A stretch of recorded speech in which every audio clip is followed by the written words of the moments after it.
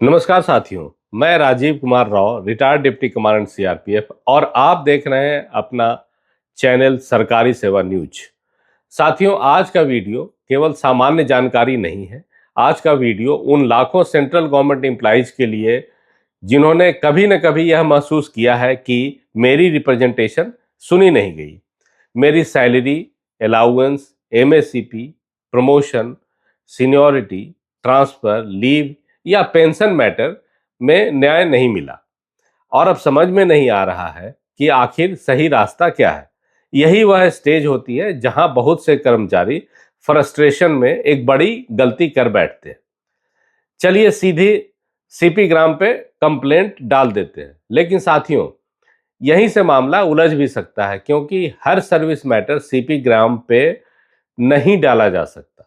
और अगर आपने प्रेस्क्राइब्ड चैनल फॉलो नहीं किया और जल्दबाजी में कंप्लेंट सीपी ग्राम पे डाल दी तो वह बंद भी की जा सकती है।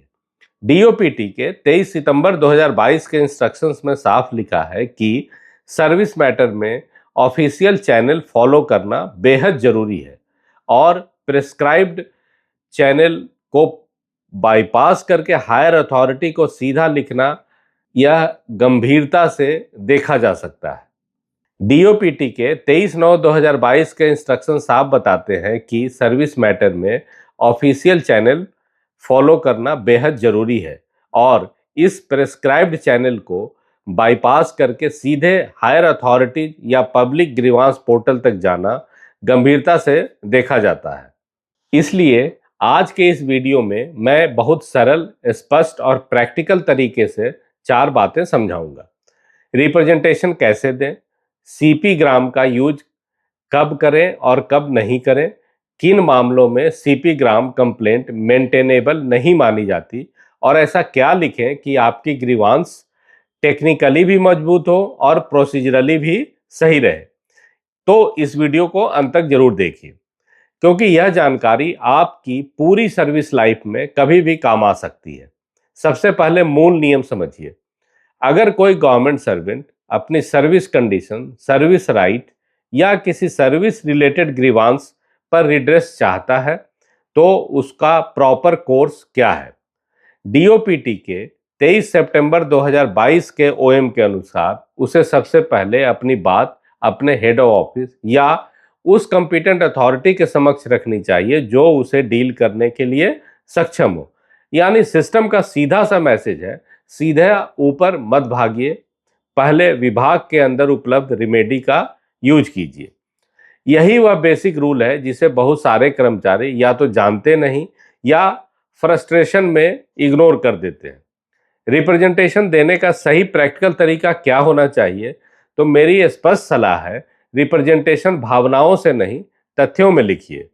एक मजबूत रिप्रेजेंटेशन में कम से कम ये 5 बातें साफ साफ होनी चाहिए। आपका डिटेल्स यानी नाम, पद, कर्मचारी संख्या और कार्यालय, ग्रीवांस का exact subject, facts chronological order में, किस रूल, ऑर्डर, ओएम या इंटाइटलमेंट के आधार पर आप रिलीफ मांग रहे हैं, और अंत में स्पेसिफिक प्रेयर कि आप डिपार्टमेंट से चाहते क्या है। रिप्रेजेंटेशन हमेशा प्रिसाइज, पोलाइट और डॉक्यूमेंट बैक्ड होना चाहिए। सिर्फ यह लिख देना कि मेरे साथ अन्याय हुआ है काफी नहीं होता। आपको यह भी बताना होगा कि अन्याय कैसे हुआ, कब हुआ, किस आदेश से हुआ, किस एक्शन या ओमिशन के कारण हुआ। याद रखिए, इमोशन सिंपैथी दिला सकता है, लेकिन रिकॉर्ड और रूल ही रिलीफ दिलाते हैं। और सबसे इंपॉर्टेंट प्रैक्टिकल पॉइंट, मान लीजिए आपने रिप्रेजेंटेशन दे दी, अब डिपार्टमेंट को कितना समय देना चाहिए? डीओपीटी के इंस्ट्रक्शंस में यह बात साफ है, यदि ग्रीवांस पर रिप्रेजेंटेशन देने के 1 महीने तक रिप्लाई नहीं मिलता है तो एम्प्लॉय नेक्स्ट हायर अथॉरिटी तक जा सकता है। यही लोग 2 गलतियां कर जाते हैं। कुछ लोग 3 दिन में ही इम्पैशेंट हो जाते हैं और कुछ लोग 6 महीने तक चुपचाप बैठे रहते हैं।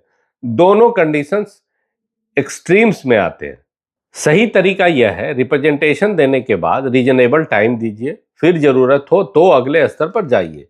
अब वह गलती जो बहुत सारे कर्मचारी कर बैठते हैं, कुछ लोग सीधे मिनिस्टर को लिख देते हैं, कुछ लोग सीधे सेक्रेटरी को मेल कर देते हैं, कुछ लोग पीएमओ तक पहुंच जाते हैं और कुछ सीधे पब्लिक ग्रीवांस पोर्टल पर कंप्लेंट डाल देते हैं। लेकिन प्रेस्क्राइब्ड चैनल को बाईपास करके हायर अथॉरिटीज को डायरेक्ट रिप्रेजेंटेशन भेजना गंभीरता से देखा जाता है। इतना ही नहीं, वायलेशन होने पर डिसिप्लिनरी एक्शन भी हो सकता है।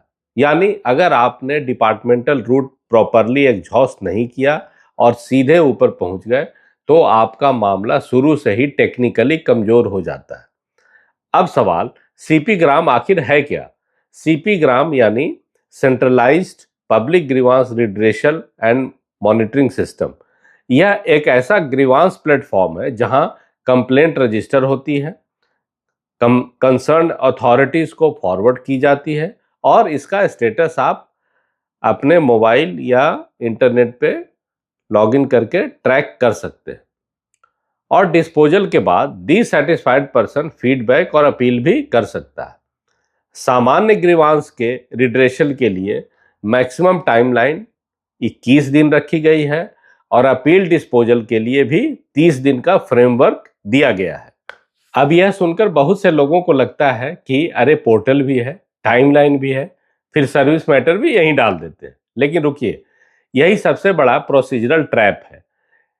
DARPG की 2024 की गाइडलाइन के अनुसार आरटीआई के मैटर, कोर्ट रिलेटेड या सब जुडिस मैटर, रिलीजियस मैटर या गवर्नमेंट एम्प्लॉयज के सर्विस मैटर सीधे सीपी ग्राम्स की ग्रीवांस कैटेगरी में नहीं आते। यही वह पॉइंट है जिसे बहुत सारे लोग नहीं समझते। पोर्टल होना अलग बात है और आपका मैटर लीगली या प्रोसीजरली मेंटेनेबल होना अलग बात है। तो क्या गवर्नमेंट एम्प्लॉय कभी सीपी ग्राम यूज नहीं कर सकता? यह बात थोड़ी न्यूएस्ट है। प्रैक्टिकल अंडरस्टैंडिंग यह है कि एम्प्लॉय को पहले डिपार्टमेंटल चैनल एग्जॉस्ट करना चाहिए, यानी पहले लोअर अथॉरिटी, फिर नेक्स्ट हायर अथॉरिटी, फिर आगे बढ़ना चाहिए। जब आपने प्रेस्क्राइब्ड रूट जेन्युइनली फॉलो कर लिया है तब आपकी पोजीशन स्ट्रांग हो जाती है। दूसरे शब्दों में कहें तो सीपी ग्राम फर्स्ट रिमेडी नहीं, लास्ट रिजॉर्ट की तरह समझिए। इसे बहुत आसान भाषा में समझिए कि अगर आपका सर्विस मैटर है तो पहले रिप्रेजेंटेशन हेड ऑफिस या कंपिटेंट अथॉरिटी को दीजिए। रिप्लाई नहीं मिला तो अगले स्तर पर जाइए और उसके बाद ही किसी सीपी ग्राम पर जाने के बारे में सोचिए एक और जरूरी पॉइंट, कई बार कर्मचारी खुद रिप्रेजेंटेशन देने के बजाय अपने रिलेटिव, स्पाउस या किसी अन्य के माध्यम से कंप्लेंट भेज देते हैं। लेकिन सर्विस मैटर पर रिलेटिव द्वारा रिप्रेजेंटेशन देना सामान्यतः अनडिजायरेबल माना गया है, सिवाय एक्सेप्शनल सिचुएशंस जैसे डेथ या फिजिकल डिसेबिलिटी के मामलों में। इसलिए सर्विस मैटर में सबसे सुरक्षित रास्ता है कि एम्प्लॉय स्वयं प्रॉपर चैनल के माध्यम से रिप्रेजेंटेशन दे। रिप्रेजेंटेशन या ग्रीवांस लिखते समय टोन कैसी होनी चाहिए? यह बात छोटी लगती है लेकिन बहुत महत्वपूर्ण है। आपकी ड्राफ्टिंग होनी चाहिए रिस्पेक्टफुल, फैक्चुअल, नॉन इमोशनल और डॉक्यूमेंट सपोर्टेड। और सबसे बड़ी गलती क्या होती है? लोग ग्रीवांस को लीगल सबमिशन की जगह इमोशनल आउटब्रस्ट बना देते हैं। उदाहरण के लिए मत लिखिए कि मेरे साथ बहुत बड़ा अन्याय हुआ, सब लोग मिलकर मुझे परेशान कर रहे हैं। इसके बजाय लिखिए दिनांक इतना को मैंने रिप्रेजेंटेशन सबमिट की थी, दिनांक इतना तक कोई स्पीकिंग ऑर्डर या रिप्लाई प्राप्त नहीं हुआ। संबंधित सर्विस मैटर के संबंध में विनम्र निवेदन है कि नियमों एवं उपलब्ध अभिलेखों के अनुसार निर्णय किया जाए। देखिए, लैंग्वेज बदलते ही क्रेडिबिलिटी बदल जाती है। साथियों, इस पूरे विषय का निष्कर्ष बहुत सीधा है। सर्विस मैटर में पहला कदम सीपी ग्राम नहीं, रिप्रेजेंटेशन है। पहला मंच पोर्टल नहीं, आपका डिपार्टमेंट है। इसलिए समझदारी इसी में है। सबसे पहले रिप्रेजेंटेशन दें, फिर सही अथॉरिटी को दें, फिर सही समय दें और तब आगे बढ़ें। यही लीगली सेफर है, यही प्रोसीजरली स्ट्रॉन्गर है और यही प्रैक्टिकली इफेक्टिव भी है।